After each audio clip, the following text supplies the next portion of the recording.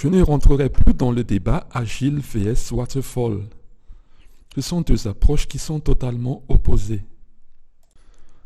En Waterfall, l'estimation est absolue. On a estimé en heures ou en jours le découpage en tâches du projet et le total de ces jours, ça peut donner 1 mois, 6 mois ou 1 an ou 2 ans.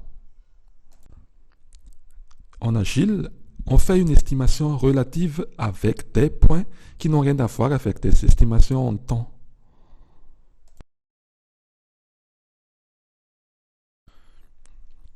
Aujourd'hui, on va expliquer l'estimation agile avec un projet de plateforme e-commerce, un site de vente en ligne.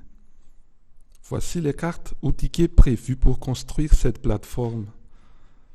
Navigation, catalogue produit, moteur de recherche avancé, fiche produit, zoom produit, avis utilisateur, FAQ, chat, comparateur produit, coupon, wishlist, cross-selling, upselling, mode de livraison, frais de port offerts, newsletter, notification, multilingue, one-page checkout. Le fondement de l'agile, c'est de livrer des valeurs au plus tôt. Livrer régulièrement des fonctionnalités à grande valeur ajoutée. Une valeur est à définir en points. Voici les deux types de points dans l'estimation agile.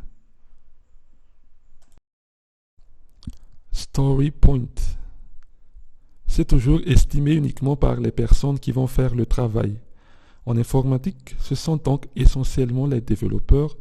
On l'appelle quelquefois point de complexité, point égal 1 pour une fonctionnalité très simple et point égal 13 par exemple lorsque c'est complexe. Value point. C'est estimé par les consommateurs du produit. En cas réel, ce sont donc les gens en dehors de l'équipe de développement, un product manager, les gens du marketing, les managers, etc. Par exemple, un point égal 21 est une fonctionnalité de grande valeur pour le consommateur. Les points utilisés en Agile sont des nombres entiers de la suite de Fibonacci. Pourquoi? Cela évite de penser à une estimation horaire quantifiée.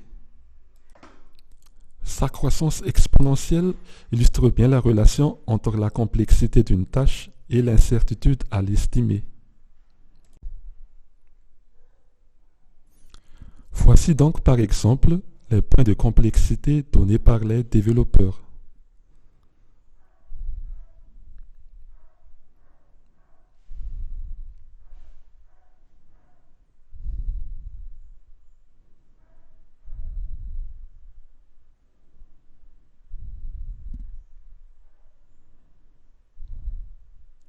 Et voici les points de valeur donnés par le management.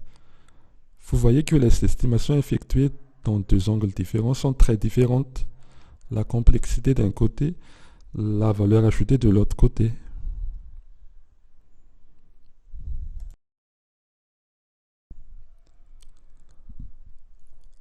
On va faire la moyenne de ces deux colonnes de points.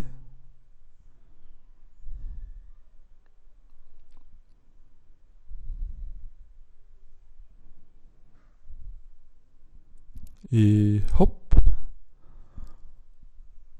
on obtient un consensus entre les deux points qu'on peut utiliser pour prioriser et ordonner le backlog du produit à développer.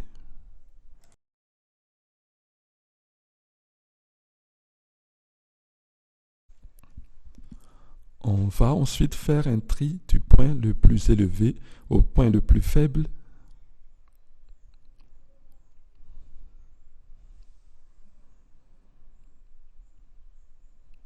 Dans la dernière colonne moyenne, bien évidemment.